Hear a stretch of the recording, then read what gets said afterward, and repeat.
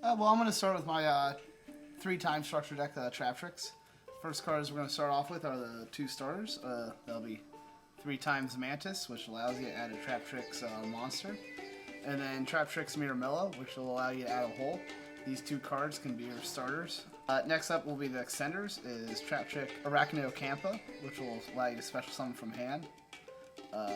Dionea can be an extender and a sort. If you can get an additional normal summon, it allows you to target a Traptrix monster and special summon it.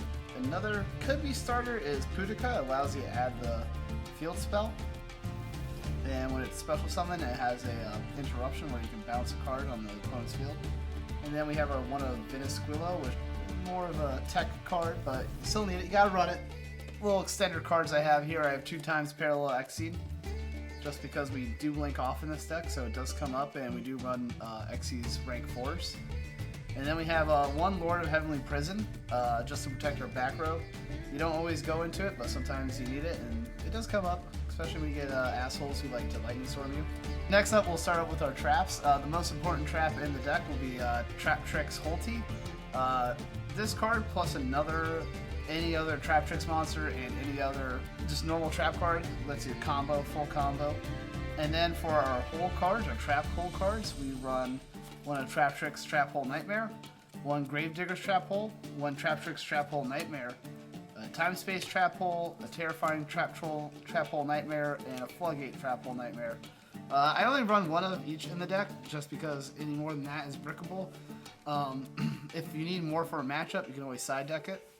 And then for the only spell cards in the game is we've got 1 of the Traptrix Garden, which allows you to do an additional normal summon on your turn. This card's really important. You can search it through Pudica. And then we have Traptrix Traptalizing Tune. You discard a plant or insect monster, and you get to draw 2. So it's a nice little draw power right here. And then next up for our staples will be 3 times Evenly Matched. This deck really sucks at going second. So we really need the evenly matched. Ash Blossom is kind of a staple in this format. Infinite Impermanence is this works with Sarah sometimes. It allows us to keep on playing. And then we have our Nibiru's for when we are going second. Next up will be the extra deck. You have to run 3 times Sarah. This is a crucial part of the deck. Sarah allows you to set a trap hole card when you activate a normal trap card effect, and allows you to special summon a Traptrix monster. And then we run 1 of the Coal Areas and then 1 of the Adipuses. You only want to run 1 of these because the Traptrix Sarahs are just way more important. Only run 1 of Traptrix Alamersa. It comes up, it's kind of more of a tech card. Then we have Traptrix Pentacula. This card allows us to add a Traptrix monster, so this could act as an extender sometimes. And then probably the most important Xyz monsters would be Traptrix Refusia. It can send a trap hole card to the graveyard, and it becomes that effect as long as you meet the conditions. And then for some of our tech cards, we have Time Thief Redoer with running Holty, and sometimes you can run Phantom Knights of Brigading. Time Thief Redoer is kind of a must-do. We got Abyss Dweller for the tier limit matchup. Evil Swarm, just as a negate. You gotta run the Zeus because we're running Xyz. Then sometimes we struggle to attack over things, so we have 1 of Mech Knight Crusadia Abramax. And then for our side deck, this deck really struggles going second, so I try to run a lot of cards that help us go in second. So obviously we have to run 3 times Regeki, because why not? Wiping out the board is pretty good, at least for monsters. The only Traptrix monster I run is Pudica because getting the field spell is really important. Run 3 Kaijus, because sometimes you just gotta Kaiju that card. And then if you come over here, we run an additional Floodgate Trap Holes, or the Trap Hole cards, because depending on the matchup, sometimes you need more Gravediggers than you need, like Time Space, or Terrifying Trap Hole, or Traptrix Trap Hole Nightmare. Alright, we'll start with basically a 2-card combo. Any Traptrix monster can do this. It's best with Traptrix Mantis, and you need Holty, and then you need any normal trap for this.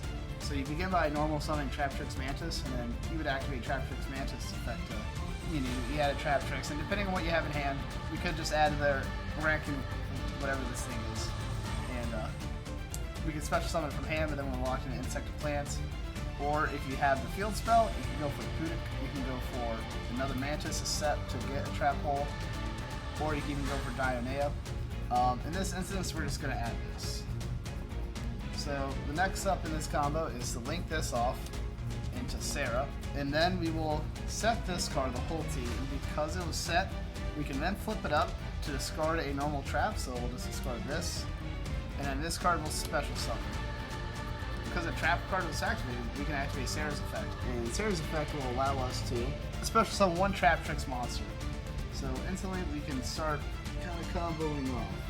Just for this, we'll do Dionea, and when Dionea is special summoned, we will be allowed to target the trap hole in a graveyard and set it to our side of the field. So the card that we just set, we'll set it right there.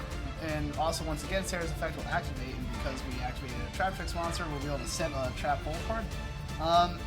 You know, granted, when you're in locals, you're not going to know who you're facing against until they play a card. So I like to generally try and go for like time space trap hole, just because you can negate something from the extra deck or the hand. Gravedigger's trap hole is also very good for that, because when they activate a monster effect in hand or graveyard, that comes up. Let's put that. Let's just say we did that, and then all you gotta do, just do that. And then you just actually summons into that. And then you end your turn with these cards. If you have this in hand, you'll be able to trigger off Sarah, because it is a quick effect. And you have these cards to interrupt, and you have Reflecio. So you basically have 3 interruptions, and you'll be able to set another card. And you'll be able to special summon. And when you special summon on your opponent's turn, going for cards such as Pudica, which allow you to target a card and banish a card, is really important. Or even some of these Mirror Mellow, the Mirror Mellow allows you to target a trap, spell and trap that your opponent controls and destroy it. And Mantis also allows you to set one spell trap you control more to that target in your hand. And yeah, that's it.